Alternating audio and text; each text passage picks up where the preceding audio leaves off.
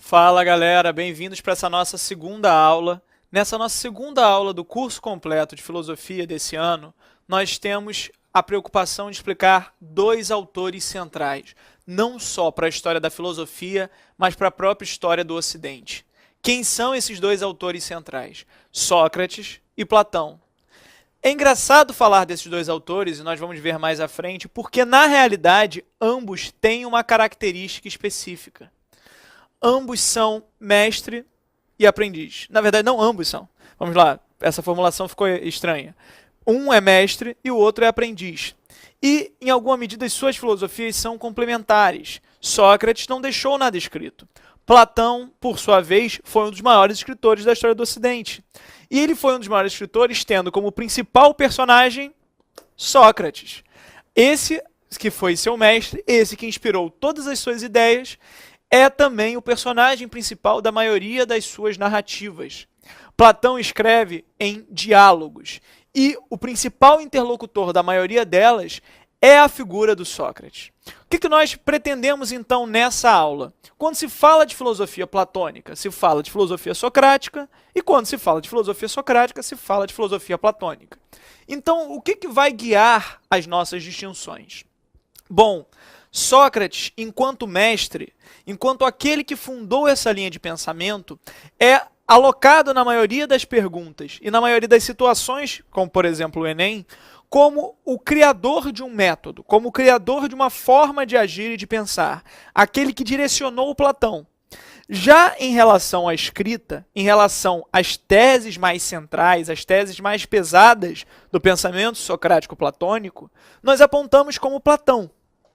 Então, nós estamos falando de ambos os pensadores, mas numa questão, na maioria das vezes, você vai encontrar uma referência, quando se fala das temáticas mais pesadas dessa discussão, relacionadas a Platão. Porque o que se discute é, Platão escreveu uma obra tão rica, que por mais que ele tenha falado sobre cada detalhe da vida de Sócrates, na realidade é inegável que tudo isso faz parte da doutrina do seu pensamento. Então essa aula vai se localizar em 3 momentos, além, é claro, da resolução das questões. O primeiro momento é uma discussão entre Sócrates e os sofistas, que nós vamos fazer a partir de agora. O segundo momento é a noção que compara mundo das ideias, e mundo inteligível, e mundo sensível.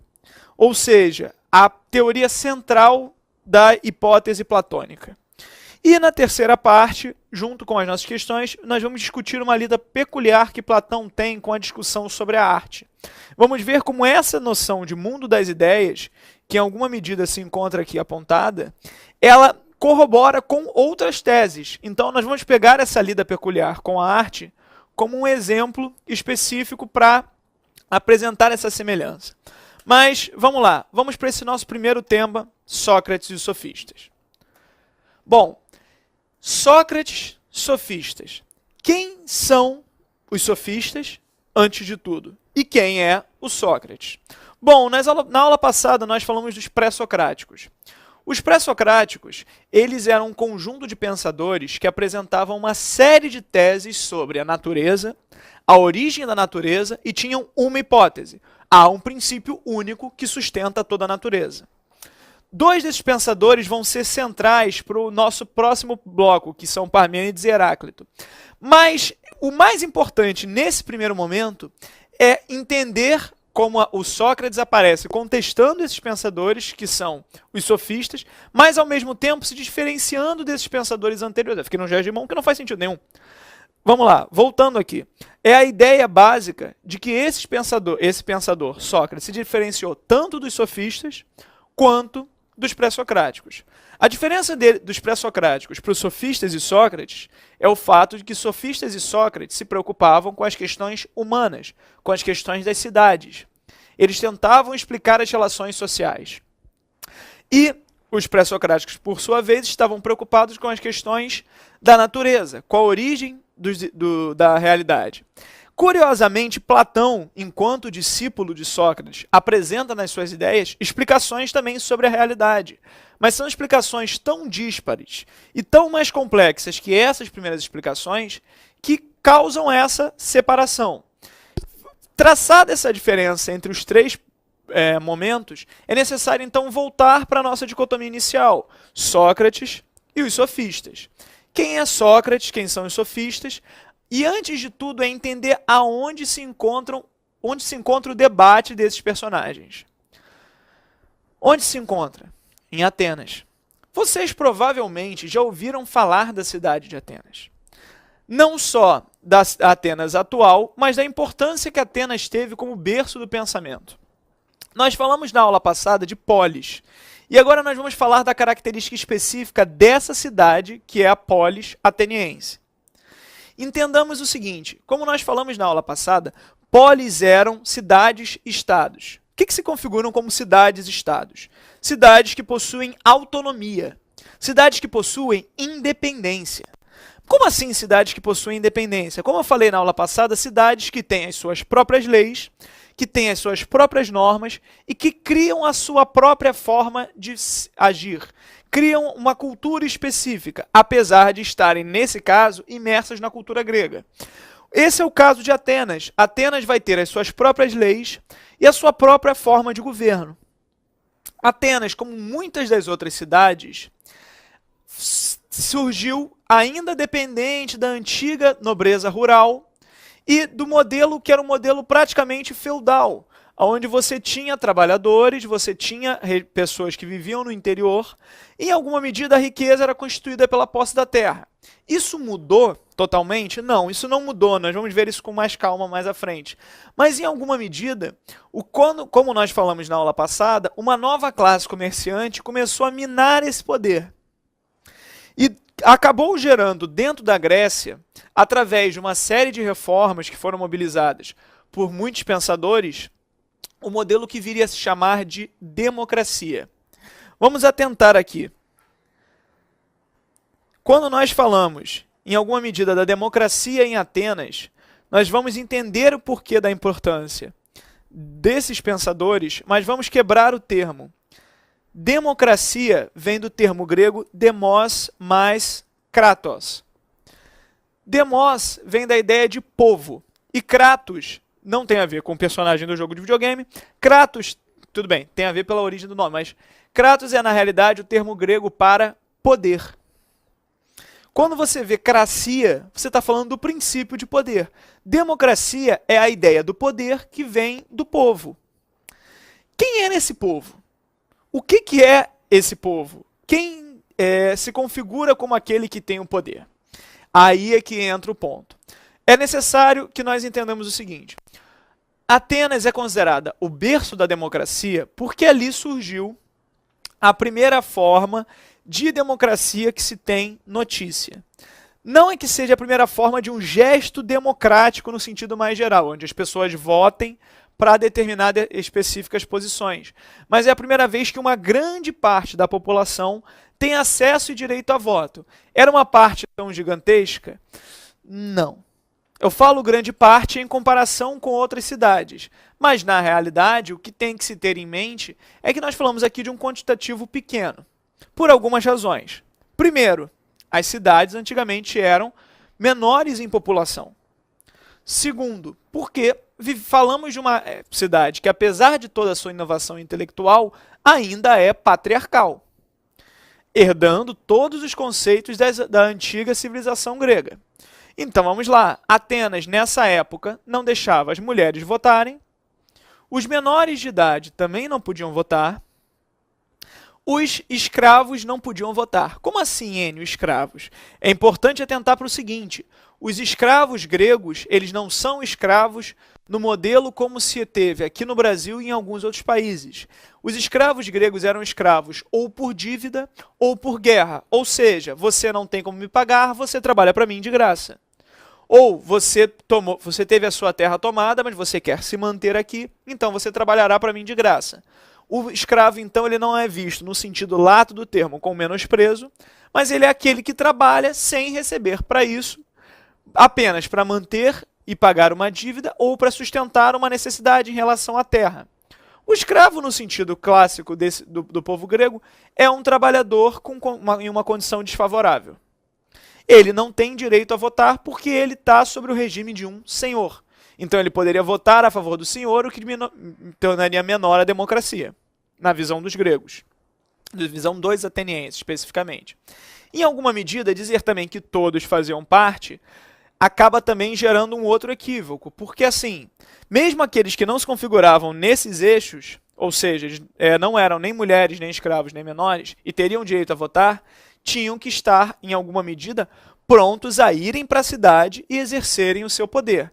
E nem todos, ao mesmo tempo, tinham tempo, lembrando, se hoje a gente fala de tempo é dinheiro, estamos falando aqui de tempo é a produção. Muitos dos que tinham que trabalhar, mas tinham liberdade, não iam para votação simplesmente porque não havia tempo para ir para a votação.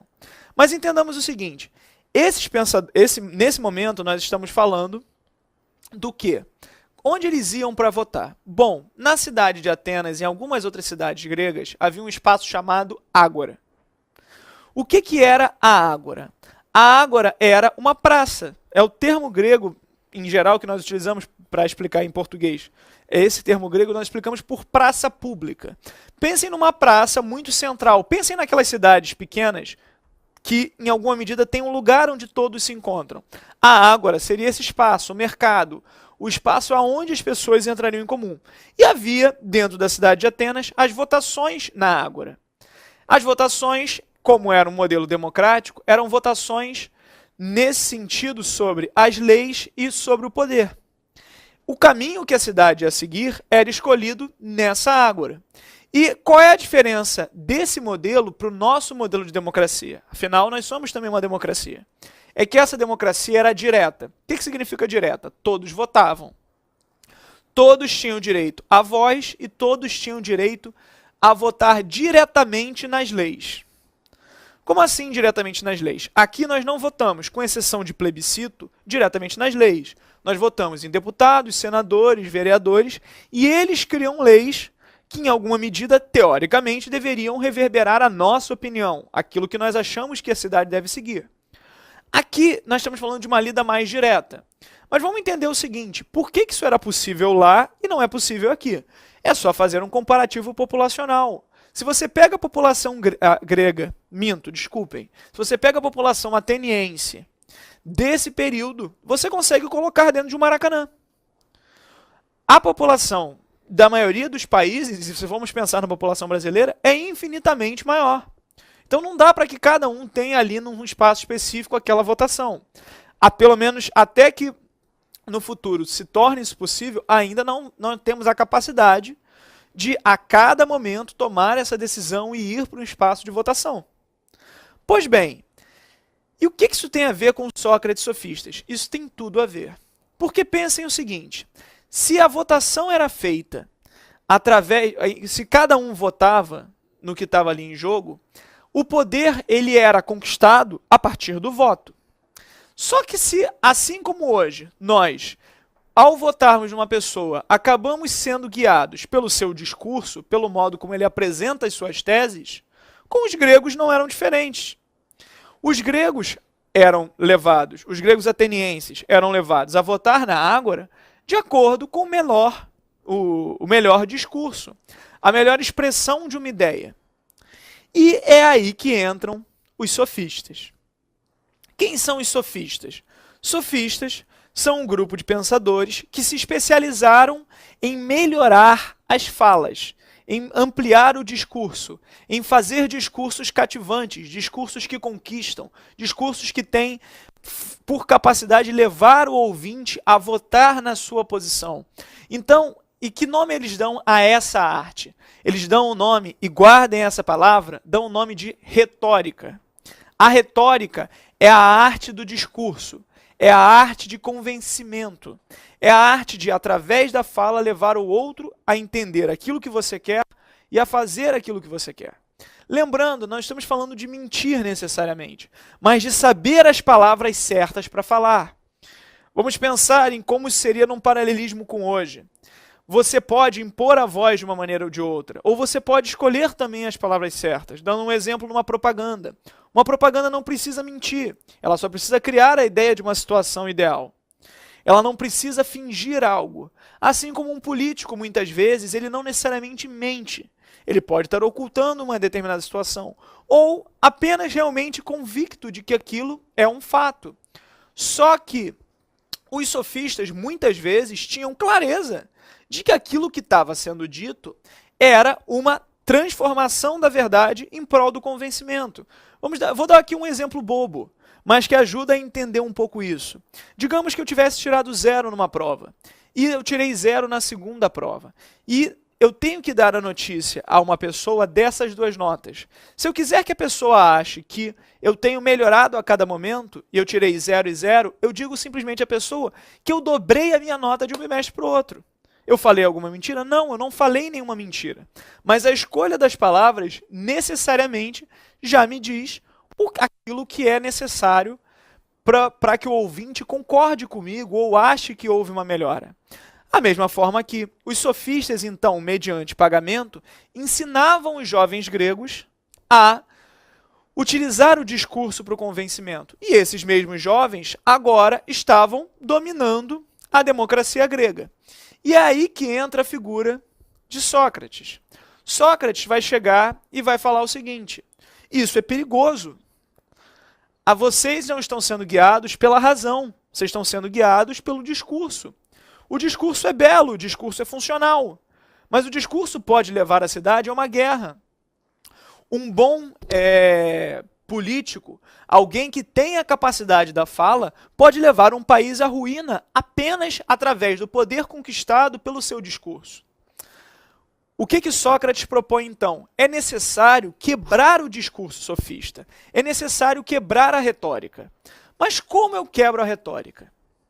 Como eu pego um discurso bem elaborado e acabo com esse discurso? Demonstro suas falhas. Bom, Sócrates vai nos dar uma opção. Ele vai nos propor uma ideia. Que ideia é essa? Sócrates ficou classicamente famoso pela frase: tudo que sei é que nada sei. Essa admissão da ignorância, na verdade, é um gesto genuíno. E um gesto genuíno de alguém que percebeu a fragilidade do discurso sofista. Qual é a fragilidade? O discurso sofista, ele tem uma vantagem sobre a maioria dos ouvintes, que é o seguinte: ele parte, na maioria das vezes, da pressuposição de que o ouvinte acha saber um determinado conteúdo.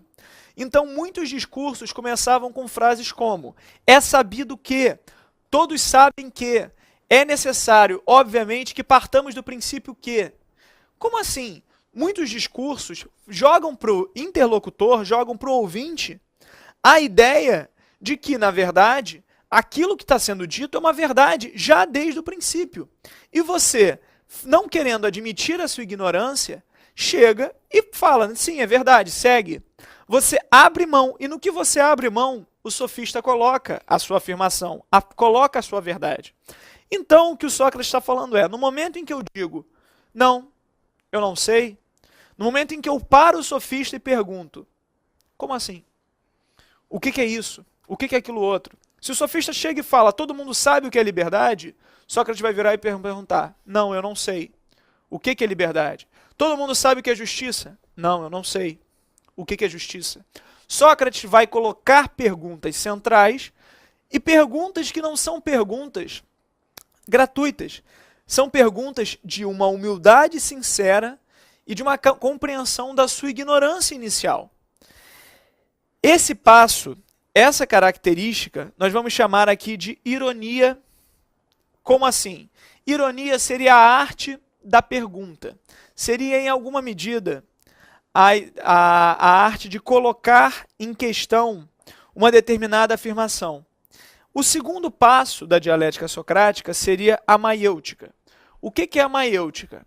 A maiêutica seria a arte de, em alguma medida, trazer aquilo que antes se achava saber à tona.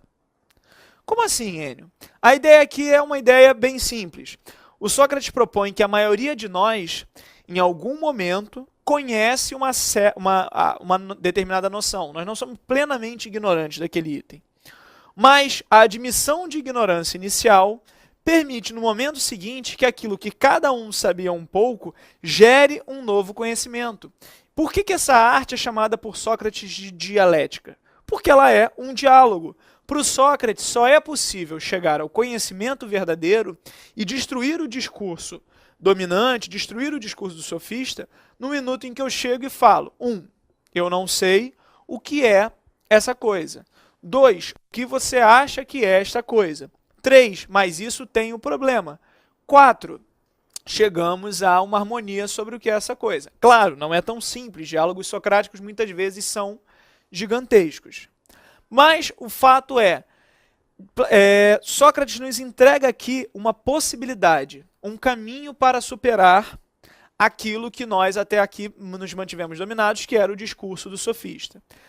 Essa proposta, essa ideia de uma verdade universal, está ancorada na noção de ideia, que nós vamos falar com mais calma dentro da temática platônica. Até o próximo bloco.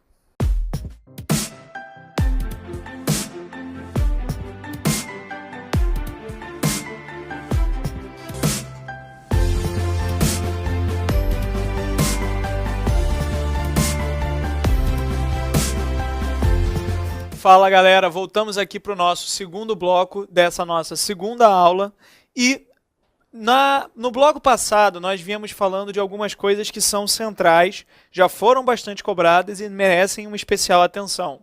Que coisas são essas? Primeiro, quem são as figuras de Sócrates e Platão? Depois, o que configura Sócrates e Platão como figuras centrais que diferenciam-se tanto dos pré-socráticos quanto dos sofistas. No início desse momento, nós falamos também da cidade de Atenas, do berço democrático que era a cidade de Atenas. Nós caracterizamos a democracia ateniense e, ao caracterizar a democracia ateniense, nós entregamos também por que Sócrates e os sofistas aparecem nesse contexto. Os sofistas seriam, então, essas figuras que utilizavam a retórica e utilizavam a retórica pressupondo o domínio, utilizando isso para um controle. Antes da gente passar para Platão e para o eixo central desse segundo bloco, é necessário apenas fazer dois comentários. O primeiro é que, na verdade, o gesto socrático de crítica aos sofistas se espalhou ao longo da história. Como assim, Enio, se espalhou ao longo da história? O fato é que, como Platão, Sócrates, Aristóteles, que é seu aprendiz de Platão, e assim sucessivamente, foram a base da filosofia ocidental, os sofistas que foram criticados foram, em algum momento, expurgados ou afastados desse eixo central. O fato é que, sim, os sofistas tinham interesses, mas muitos sofistas apresentavam posições que até hoje se configuram como posições possíveis. E muitas dessas posições foram deixadas de lado, abandonadas ou subvalorizadas por conta dessa crítica socrática. Cabe então fazer só uma pequena questão aqui. Os sofistas defendiam a ideia de um relativismo, a ideia de que era impossível essa verdade universal, a qual Platão vai afirmar categoricamente a partir de agora, e que Sócrates afirmava. E dois sofistas, em especial, têm uma centralidade na história posterior. O primeiro deles é o sofista chamado Protágoras, que tem uma formulação que é o homem como medida de todas as coisas. Essa ideia, que vai ganhar um espaço muito grande na modernidade, na verdade, ela aparece aqui pela primeira vez. A ideia de que é, na verdade, o homem que determina cada coisa. Como assim? Se é o homem que diz o que é alto, o que é baixo, com base na sua altura, não existe um alto e baixo para além da sua própria determinação. Se é o homem que diz o que é bem e mal pela sua vida, não existe um bem e mal para além da sua determinação. O que Protágoras está defendendo é que Sócrates estaria comprando um conjunto de ideias que não existem de fato. Não existiriam ideias universais que demandariam o processo político. Gorgias, por sua vez, dá origem ao pensamento que mais à frente chamaremos de ceticismo. O que é o ceticismo? É a ideia da impossibilidade mesma do conhecimento. É a ideia de que o conhecimento não é possível porque a cada pessoa que vai fazer uma afirmação, ela coloca o seu ponto de vista. Ela coloca a sua verdade. É claro, essas noções de relativismo minam a proposta socrático-platônica. e foram execradas durante muito tempo. Mas é interessante nós atentarmos para elas para que mais à frente, quando relativismo e ceticismo apareçam, desculpem, não nos esqueçamos que aqui teve o germe dessas ideias. E é exatamente nesse ponto que entra um apontamento necessário que nós faremos mais à frente, que é ou se opta por ideias universais ou se opta por uma postura relativista. E as consequências da opção por uma postura relativista acabam sendo também políticas e sociais. Mas vamos, antes de falar dessas preocupações políticas e sociais, caminharmos aqui para o gesto platônico de proposição do mundo das ideias e do mundo sensível. Bom, vamos lá. Nessa segunda parte, nós precisamos, primeiro, entender e relembrar a noção de mobilismo e imobilismo para falarmos de mundo sensível e mundo inteligível. Lembrando aqui, na aula passada, nós falamos de Parmênides e Heráclito. E cada um deles tinha uma visão específica da realidade. Parmênides dizia que a realidade mudava... Parmênides dizia que a realidade não mudava e que algo de constante e fixo existia sempre na realidade. O que seria esse algo de constante e fixo? Ele chama de ser. Já Heráclito tinha uma defesa um pouco diversa. Ele propunha que na realidade tudo muda. Ele propunha a ideia de devir, a ideia de que não há nada de constante e fixo na realidade. São duas posições completamente contrastantes. Posições que vão uma contra a outra. Ou a realidade muda o tempo todo, ou a realidade não muda nunca. Como pegar essas duas ideias e trazer à tona uma nova compreensão? É isso que Sócrates e Platão fazem. Platão, na maioria das vezes, apresentando essa tese na voz de seu mestre Sócrates, apresenta a noção de mundo inteligível e mundo sensível. O que é essa noção? O que se configura como a definição de mundo inteligível e mundo sensível em Platão e Sócrates? A ideia aqui central é a seguinte: para poder pegar a tese heraclítica da mudança constante e para poder pegar a tese parmenídica da não existência de mudança, da noção de ser, Sócrates e Platão criam uma nova dicotomia e dizem que, na verdade, a realidade ela é dividida em duas instâncias. Antes que se pense, vamos começar numa viagem, discussão de termos, o que precisa se entender aqui é o que são essas duas instâncias e compreender que, na verdade, elas fazem parte da nossa teoria do conhecimento, a forma como nós mesmos constantemente enxergamos a realidade. Sócrates e Platão vão propor o seguinte: existem dois mundos, duas instâncias.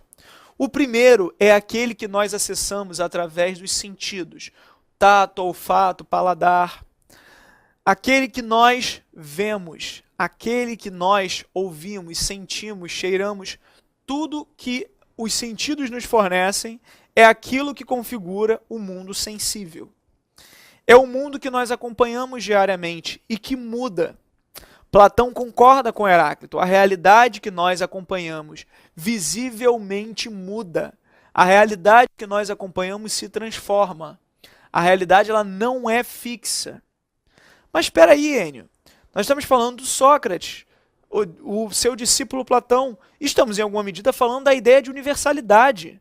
Como assim a realidade muda? Sim, a realidade muda no mundo sensível.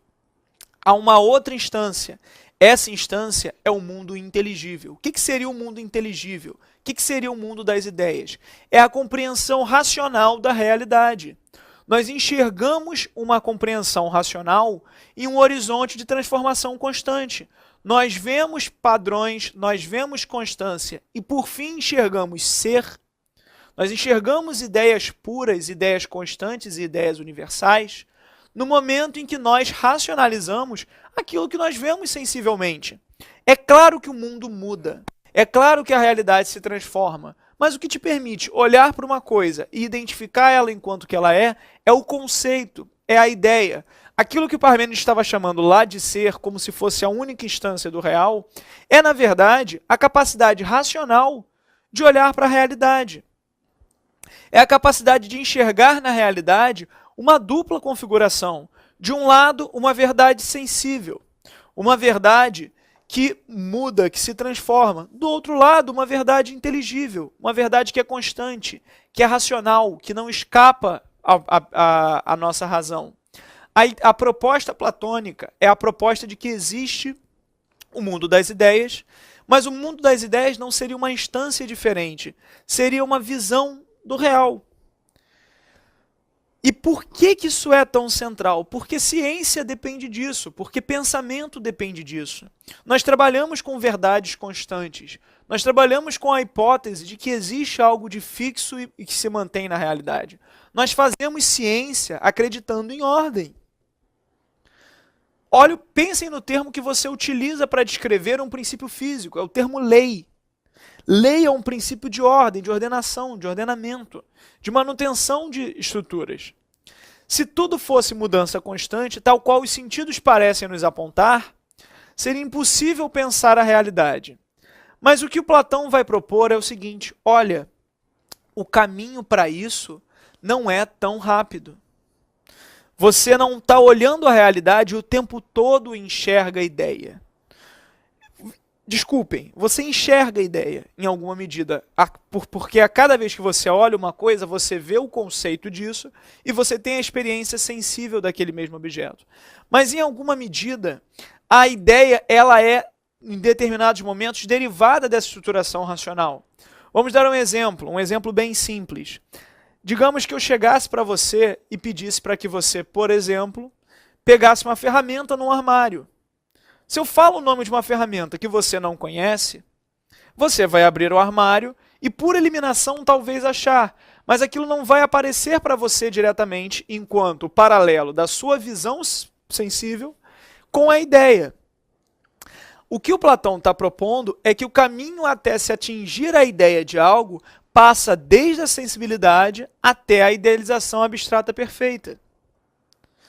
Vamos então ver esse caminho no momento em que o Platão dá para nós um trecho fundamental da sua obra, que é a passagem da linha.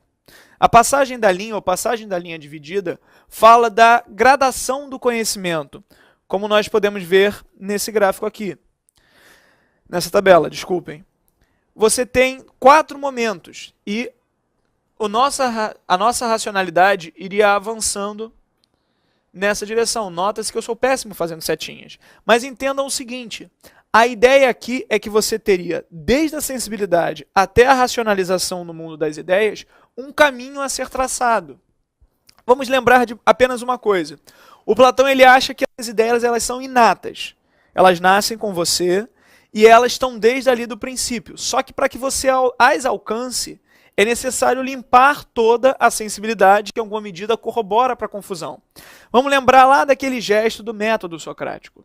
Em determinados momentos, o Sócrates acreditava que existe uma definição de liberdade, que ele tem uma pequena parte dela, mas que é necessário que cada um apresente as suas contrariedades e se chegue a uma ideia central. O mesmo se fala aqui, mas se fala da evolução desse pensamento, do caminho desse pensamento. Vamos pensar em como é que se dá esse caminho. Bom, vamos lá. Num primeiro momento, você teria o conhecimento diário. A esse conhecimento diário, à opinião, ao senso comum, Platão também chama de doxa. E a doxa, ela na verdade, apesar de no segundo momento falarmos de algo mais requintado, se apresentaria nesses 2 momentos, o conhecimento diário e o conhecimento dos objetos naturais, que falaremos com calma. A esse segundo momento, nós chamamos de episteme. O que seria episteme? Episteme é a ideia de conhecimento verdadeiro. Então, Platão traça aqui a fronteira entre conhecimento verdadeiro e senso comum, opinião, aquilo que se ouve, aquilo que costumeiramente se fala. E ele traça essa diferença da seguinte maneira.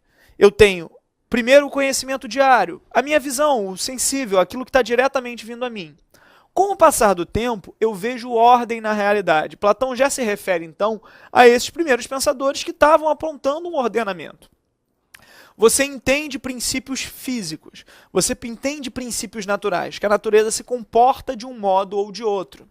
Mas entender princípios físicos, entender princípios naturais, não significa enxergar esses princípios como últimos, como a última instância de desenvolvimento. Para Platão, nós vamos paulatinamente vendo razão, paulatinamente vendo ordem. Então, eu primeiro enxergo a realidade na sua múltipla transformação e eu começo a verificar certos movimentos como padrão. Movimentos de queda, movimentos do mar, movimentos de transformação da natureza. Eu começo a enxergar na natureza pequenos princípios ordenados, pequenas leis, estruturas que se fundamentam. Mas o que o Platão vai defender é que, em alguma medida, esses princípios não são estáveis o bastante. A nossa definição, na maioria das vezes, da natureza, ela mantém-se presa à sensibilidade. Ela ainda herda da opinião esse primeiro gesto, o gesto de acreditar na transformação. E aí é que nós damos o próximo passo. Para o Platão, o primeiro momento onde você tem episteme, onde você tem conhecimento verdadeiro, é na matemática. Sim, estamos falando aqui de um filósofo defendendo, em última instância, que o primeiro momento em que se vê algo como ideias puras e abstratas é na matemática. Como assim, Enio? Por que você está colocando a noção de ideia na nossa noção de matemática? Bom, vamos lá. Pensem na ideia de triângulo. Pensem na ideia de quadrado. Pensem na ideia de círculo. Você não vê essas figuras geométricas. Platão está se referindo diretamente aqui à geometria. Você não vê as figuras geométricas puras. Você não vê essas figuras andando por aí. Na verdade, se eu te pedir para traçar um quadrado perfeito, talvez seja muito difícil de fazê-lo, porque o quadrado perfeito ele é ideal. Ele é um conceito. Eu posso falar quadrado e você, em alguma medida, não precisa ter visto todos os quadrados do mundo. Você tem a ideia que está presente em cada um deles. Isso é sempre um paralelo interessante, pensar nas ideias platônicas no seu paralelo com a matemática. É porque você sabe que é um quadrado que você consegue enxergar algo enquanto um quadrado. Se eu peço para que você me aponte, por exemplo, um quadrado, um retângulo, um círculo, você vai fazê-lo. E você vai fazê-lo não porque é a primeira vez que você viu essa figura, mas pelo contrário, porque você retira a ideia abstrata dessa figura da figura concreta que você está vendo. Então, se você tiver, por exemplo, um círculo, você tem a ideia de círculo. E pense, você consegue pensar em uma ideia de quadrado autônoma de objetos quadrados. Você consegue pensar na ideia de círculo autônoma de objetos circulares. O que basicamente o Platão vai falar é que o próximo passo disso é o conhecimento dialético. É entender que essas ideias não se configuram apenas na geometria, mas também em ideias como liberdade, bem, belo, justiça, verdade. Todas as noções que são noções fundamentais para a vida humana se configurariam também como ideias puras e simples. A realidade, cada item que nós conhecemos, teria então essa característica, teriam essas ideias como guia.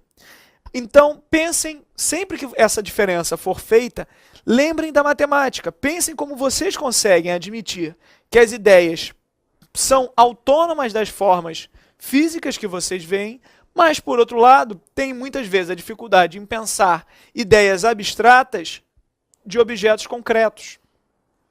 Depois dessa noção, só para a gente fechar, vamos relembrar cada um dos passos: o conhecimento diário, que passa para o conhecimento dos objetos naturais, passa para o conhecimento matemático-geométrico e, finalmente, chega no conhecimento dialético das ideias, se encaminha para uma outra forma de explicação, que é a forma do mito da caverna. O mito ou alegoria, na verdade, narra uma pequena história. E essa história lida com a nossa própria dificuldade de compreender as ideias. Que ideia é essa? Basicamente é a seguinte: Platão defende que a hipótese de... Desculpe, não a hipótese. Platão faz a seguinte narração através da figura do Sócrates. Pensem em um conjunto de homens presos desde sempre dentro de uma caverna. Esses homens presos desde sempre dentro de uma caverna, ao terem uma fogueira e verem objetos perpassando nessa fogueira no sombreamento interno, ou seja, você tem uma luz, você tem um objeto, isso gera uma sombra. Acham que essas sombras são reais. Se eles nunca saíram dessa caverna, eles sempre vão pressupor que essas sombras são reais. Em um determinado momento, imagine que um desses homens se solta, que um desses homens consegue se libertar. E ao escalar a caverna, tem uma grande dificuldade, ele sai com dificuldade, e ao sair, é completamente cegado, fica completamente cego pela luz do sol. A luz do sol, lembrem quando você está lá tranquilo, dormindo, e alguém acende a luz do quarto, aquela sensação terrível nos olhos. Basicamente, a mesma coisa aqui, só que num nível muito mais amplo. Alguém que passou a vida inteira dentro de uma caverna vai ter os efeitos muito mais danosos desse raio solar. Pois bem, de início isso seria incômodo, mas com o passar do tempo, os homens, esse homem em alguma medida, começa a enxergar a realidade à sua volta. Pois bem, imagina que ele vê todo mundo à sua volta e, num gesto de solidariedade, resolve voltar para a caverna e libertar os prisioneiros que ali estavam presos. Ao voltar para a caverna e libertar os prisioneiros que ali estavam presos, esse homem tem um problema. Ele começa a falar para os seus antigos companheiros disso e eles acham que ele está louco. O que Sócrates e Platão automaticamente propõem é que provavelmente esses homens iriam matá-lo caso ele não mudasse de ideia ou negasse aquilo que ele estava, em alguma medida, falando. Quais os efeitos dessa noção e dessa visão para a teoria do conhecimento? E como é que isso se compara com a ideia de Sócrates, que nós falamos anteriormente em relação aos sofistas? Nós veremos com calma no nosso próximo bloco.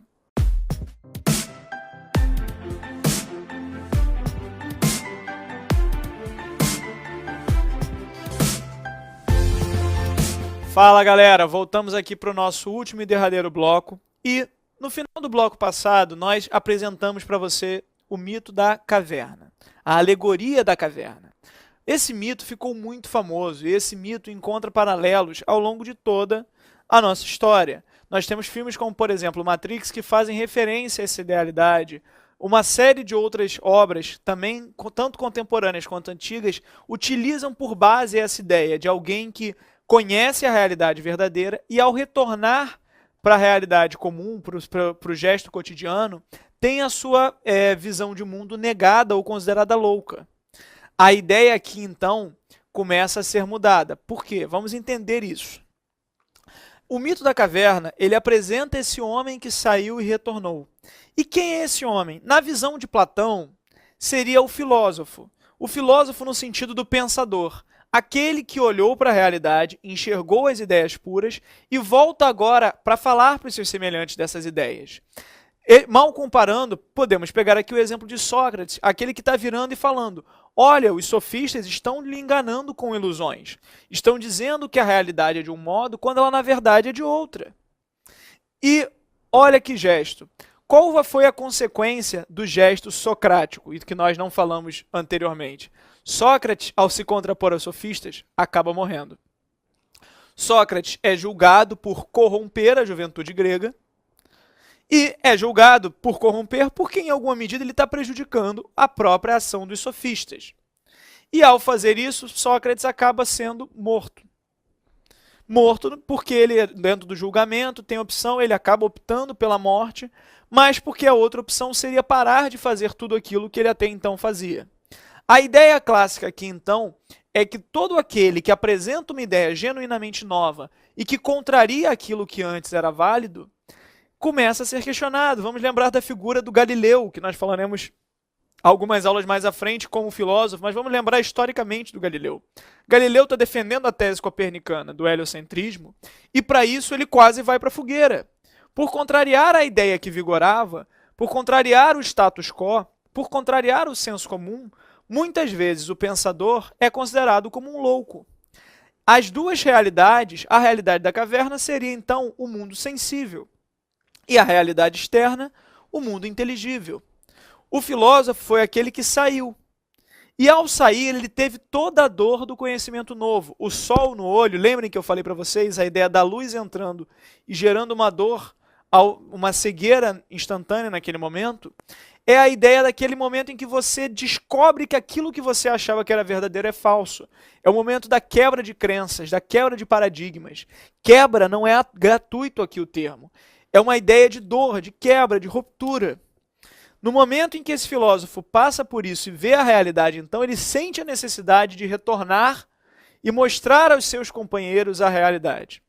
Contudo, ele é sempre questionado. Esse paralelo, ele vai seguir ao longo da história. E nós temos aqui rapidamente um exemplo, que é o exemplo de um pequeno trecho de uma história do Maurício de Souza, da famosa Turma da Mônica. Temos o personagem do Piteco, que seria esse homem pré-histórico, e encontra um grupo de homens presos dentro de uma caverna, que acreditam que essa sombra seria o real. O paralelo que a história faz no momento seguinte é, ele chega com a mesma dúvida, e um grupo de homens se encontra em frente à TV. A ideia aqui é a nossa ideia clássica de que, na nossa realidade, muitas vezes nós também vivemos guiados por sombras. Não só da TV, mas o mundo à nossa volta nos diz como agir, o que é correto, como viver. E qualquer questionamento disso é considerado loucura, é considerado como saída daquele horizonte. Então, essa ideia de universalidade, essa ideia de que há um conceito de justiça, que ele precisa ser pensado, essa ideia de bem, tudo isso tem um impacto social. Você só faz justiça, você só pensa em justiça, se você estiver pensando numa ideia universal de justiça. Você só pensa em bem se você estiver pensando numa ideia universal de bem. O que acontece, então, é que, em alguma medida, toda essa noção, que é uma noção que no momento anterior pareceu-nos muito abstrata, parece que nós estamos falando apenas de objetos, na realidade está presente em toda a configuração social e humana. A ideia que vem, então, é o que Platão nos revela. Existem duas realidades, na sua concepção. Uma realidade fixa e imutável e uma realidade mutável. Nós vivemos e estamos, na maioria das vezes, presos a essa realidade mutável, achando que é impossível apontar algo universal e sendo cada vez mais guiados por situações aonde acreditamos ter informações. Não são só os sofistas. Nós, em si, enquanto seres humanos, temos uma tendência a achar que possuímos a sabedoria, a achar que possuímos a informação. E o gesto socrático, o gesto platônico é dizer não. É necessário pensar com calma, é necessário autocrítica, é necessário ver se aquela informação que você tem é de fato verdadeira. Estamos cercados por informações o tempo todo. Vamos pensar em redes sociais.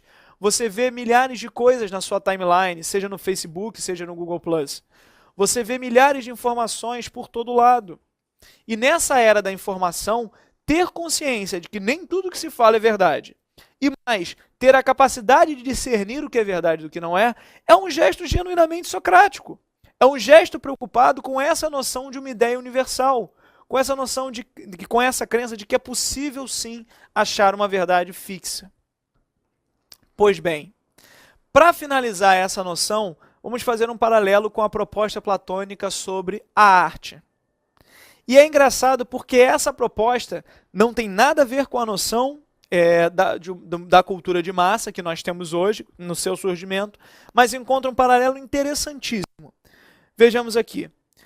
Quando falamos da lida peculiar de Platão com a arte, nós temos que fazer uma separação entre o conceito de belo e a arte mimética. O que é o conceito de belo? O que o Platão propõe é que existem ideias puras e imutáveis. Essas ideias seriam fixas, e uma delas seria a ideia de belo. Platão descende enquanto pensador não só de Sócrates, mas da escola pitagórica, as crenças matemáticas, a crença na harmonia, que nós falamos lá na primeira aula. Platão acha, então, de que o belo seria essa ideia matematicamente perfeita, seria essa estruturação do real. Mais à frente, quando nós formos falar de comparações estéticas, nós vamos ver que a história do Ocidente é marcada por essa crença platônica de que o belo é estruturado por meio de um equilíbrio matemático, de um número perfeito.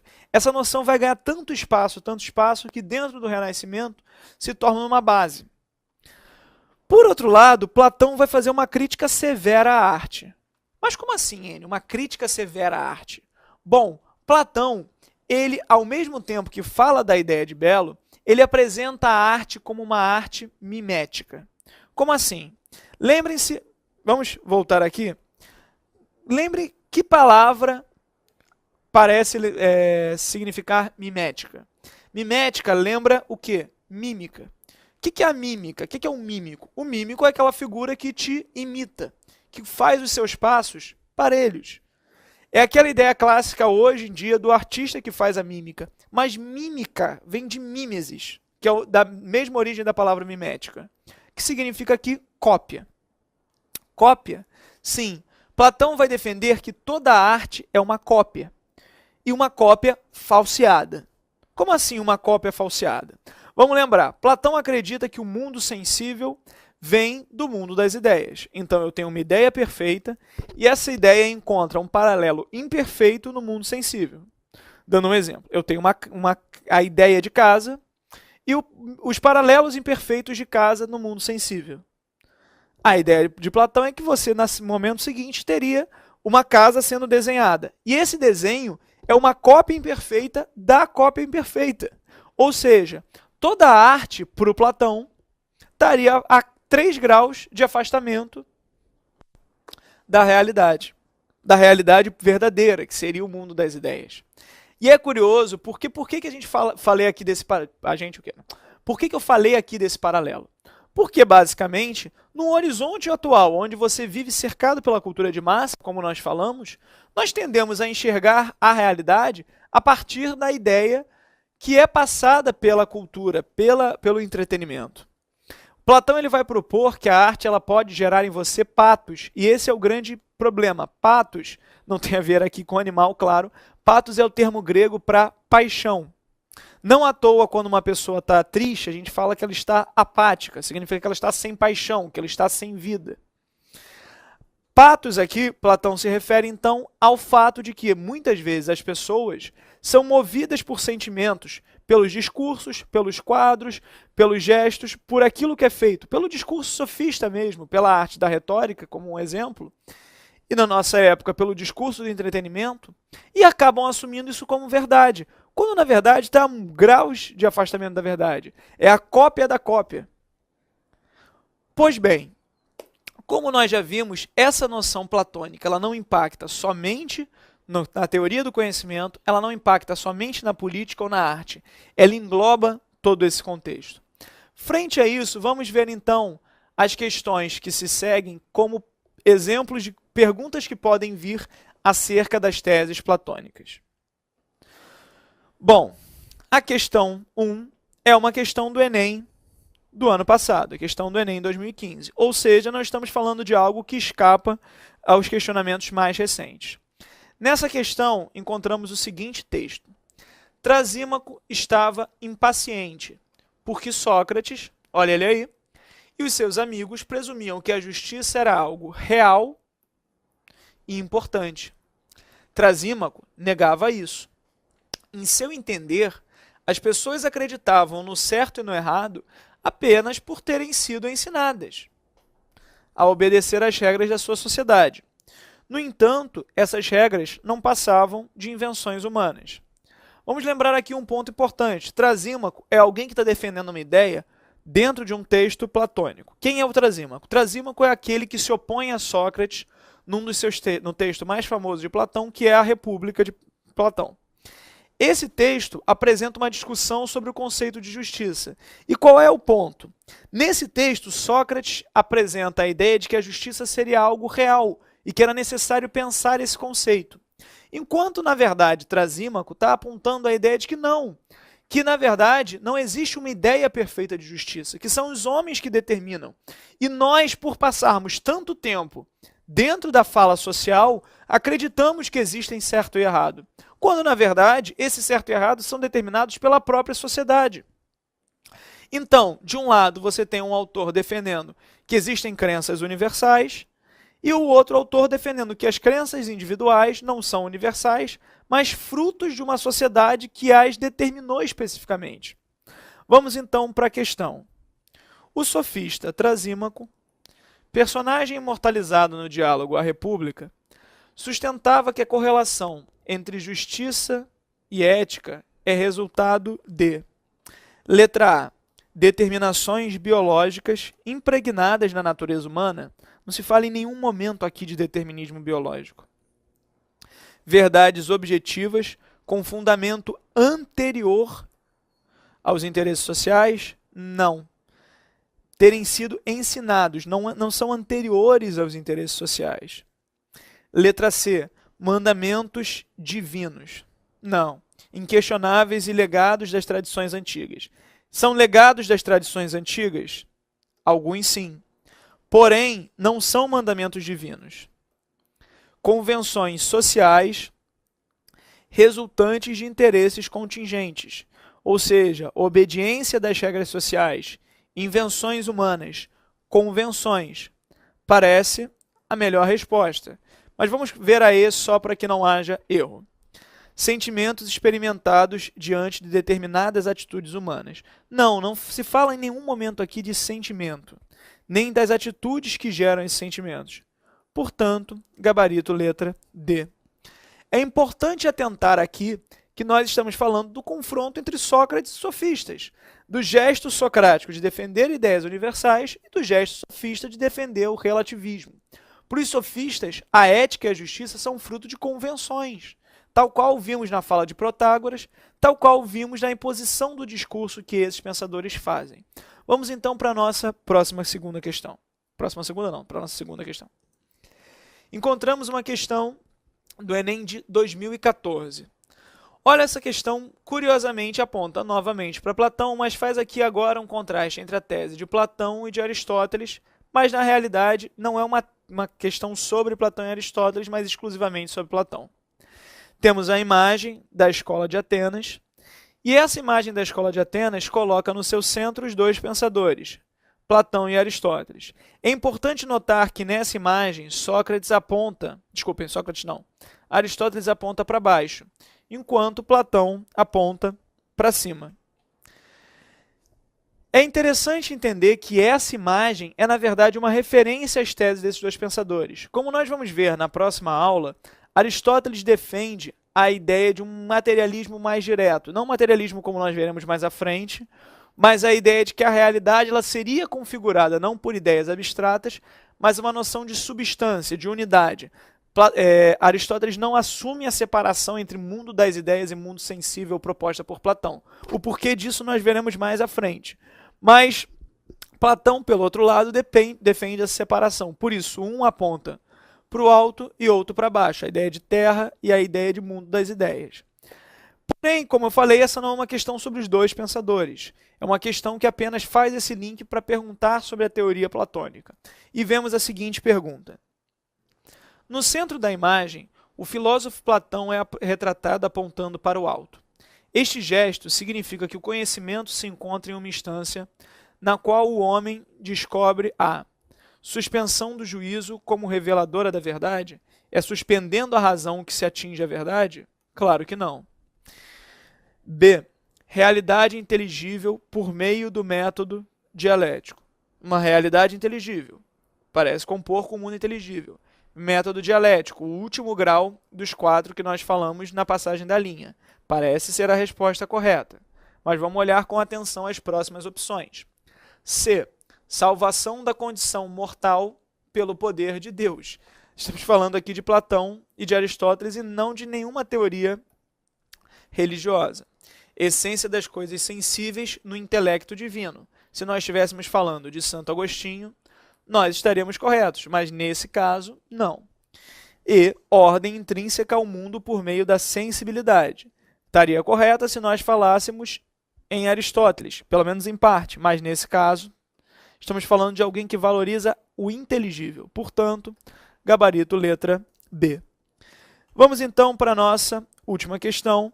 Essa questão é uma questão do Enem de 2012 e também nos entrega uma pergunta sobre o método platônico e a questão de mundo sensível e mundo inteligível. Curiosamente, ela aproveita a questão para fazer um paralelo com a noção de Parmênides e Heráclito, e é essa comparação que vem a seguir. Vejamos então essa nossa última questão. No Enem 2012 aparece a seguinte questão. Para Platão, o que havia de verdadeiro em Parmênides era que o objeto de conhecimento é um objeto de razão e não de sensação. Portanto, e era preciso estabelecer uma relação entre o objeto racional e o objeto sensível ou material, que privilegiasse o primeiro. Qual o primeiro? Racional, em detrimento do segundo. Lenta, mas irresistivelmente, a doutrina das ideias, que nós falamos aqui, formava-se em sua mente. É um comentário de um analista das teses de Platão e Aristóteles. E a pergunta que é feita aqui é a seguinte: o texto faz referência à relação entre razão e sensação, um aspecto essencial da doutrina das ideias de Platão. De acordo com o texto, como Platão se situa diante desta relação? Letra A. Estabelecendo um abismo intransponível entre as duas. É isso? Platão exclui totalmente a sensibilidade? Não. Platão está dizendo que há um caminho disso. Lembrem, a gradação da passagem da linha. B. Privilegiando os sentidos e subordinando o conhecimento a eles? Não. O privilégio é na razão. Portanto, nem A, nem B. Desculpem. Letra C. Atendo-se à posição de Parmênides de que a razão e a sensação são inseparáveis? Fala-se aqui de algum momento? Não, nós cortamos a sensação lá no início quando falamos de Parmênides. Lembrem disso. Afirmando que a razão é capaz de gerar conhecimento, mas a sensação não. Lembremos aqui daquela distinção que nós fizemos. Existe conhecimento verdadeiro e existe opinião. A razão é o que gera o conhecimento verdadeiro, sendo então separada da opinião. Essa parece ser a opção correta, mas num gesto clássico vamos ver a última opção.